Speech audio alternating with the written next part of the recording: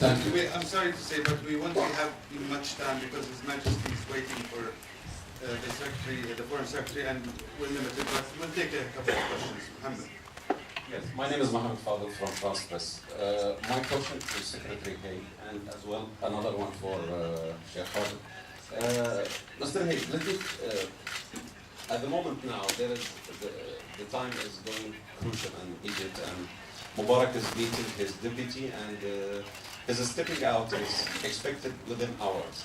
So let me go back to quote of you in Abu Dhabi when you were saying regarding Egypt that,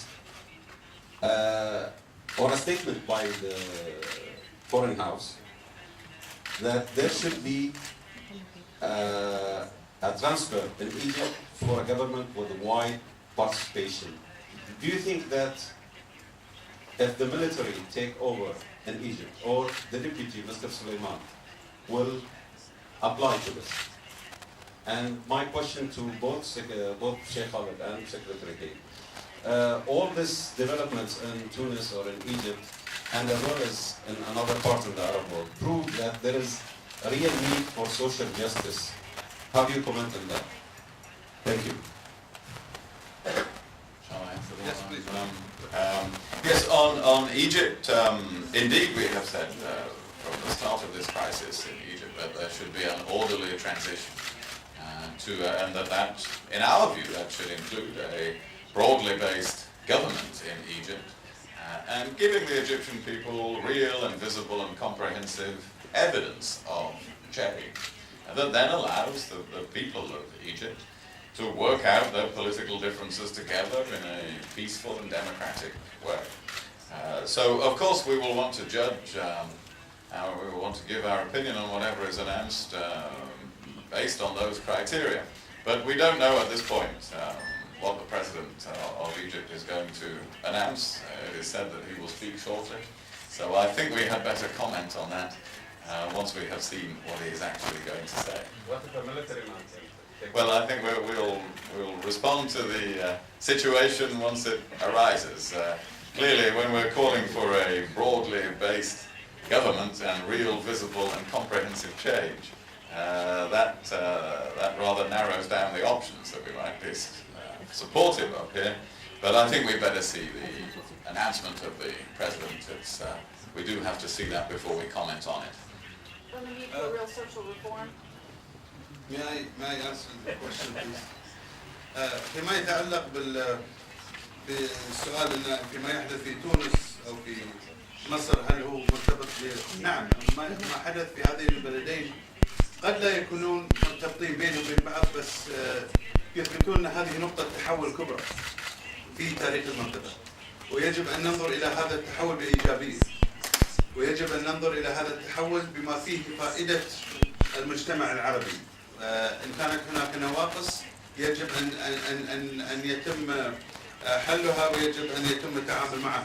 هذه فترة ستكون لمدة من الزمن لا نعلم مداها، لكنها فترة مهمة، فترة يجب أن نحقق فيها الكثير، فترة يجب أن لا نتخلف عنها وعن ركبها إلى الأمام، لأن هذه هي الآن أكبر اثباتات أن الشعوب العربية تتطلع إلى الأفضل، أن الشعوب العربية تعلم بما يجري في العالم وليست غائبة عنه، وأن الشعوب العربية هي تنتمي إلى هذا العالم ولديها نفس التطلعات كما غيرها من الشعوب. اسمي تمام أبو صافي من صحيفة البلاد وراديو سوا. سؤالي لمعالي الوزير البريطاني، تحدثتم في الثلاثاء الماضي عن مخاوفكم، وضحتم مخاوفكم حول الاضطرابات في بعض الدول العربية ومدى تأثيرها على فرص السلام مع إسرائيل. كيف تقيم هذه المخاوف الآن فيما لو وصلت قوة إسلامية متطرفة، فيما لو اختار الشعب قوة إسلامية متطرفة لتحكم مصر؟ والسؤال الثاني، هل تم مناقشة إيواء بريطانيا لبعض القادة لجماعات إرهابية يقودون حربا على البحرين أو يدعون أو يشجعون العنف في البحرين، وجودهم في بريطانيا؟ هل تم مناقشة هذا الملف خلال لقاءاتكم؟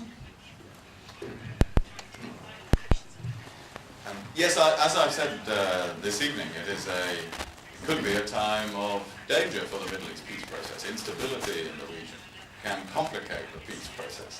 And that is why we say it's important not to be distracted from that by events in Egypt. It should redouble the energy which we put into trying to drive forward the peace process and asking Israelis and Palestinians to make the necessary compromises to arrive at a two-state solution. On the question of who is in London, we've discussed these things in the past, and if ever there is any evidence of anyone breaking the law in London, then we will of course act upon it. But we do have freedom of speech and expression, and we always respect that. Yes, Could we work at the BBC? Oh, the BBC, please.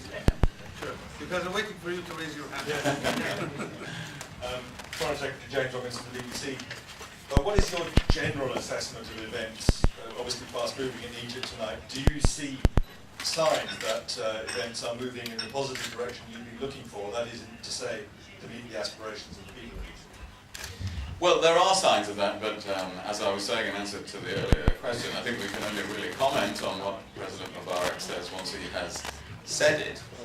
Certainly it is a fast-moving situation, and as you know, I have argued throughout this that the Egyptian authorities have been too late in making many of the statements they've made. But if they had said a few weeks ago things they have been prepared to say in the last week, well then there would have been a more stable situation and perhaps less powerful demonstrations. So steadily they have been pushed along, I think, by the force and numbers of the demonstrations in Egypt. But I think we will have to wait for the President's announcement before we comment on it in any detail. We'll have to wait and see what it is. Last question, please. We will have to make a move. Hi, Rosamund Sybil from the Gulf. Does the crisis in Egypt present a strategic gain for Iran and its proxies, and how should the international community handle this? Well, that depends, of course, on the outcome of the crisis in Egypt. I think that if the outcome is that Egypt has a more open and flexible political system, that legitimate grievances are dealt with, that the aspirations of the Egyptian people are responded to, then that, I think, is an opportunity for the Middle East and should not be seen as a strategic gain for any country that doesn't want those things.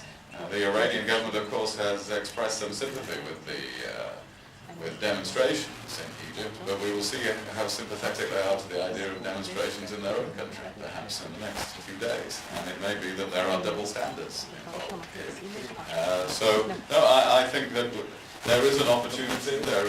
We should see many of these events in a positive light, provided now things move towards the more broadly based political system, the genuine response to people's grievances that we have been talking about this evening. Thank you very much. Thank you very much indeed.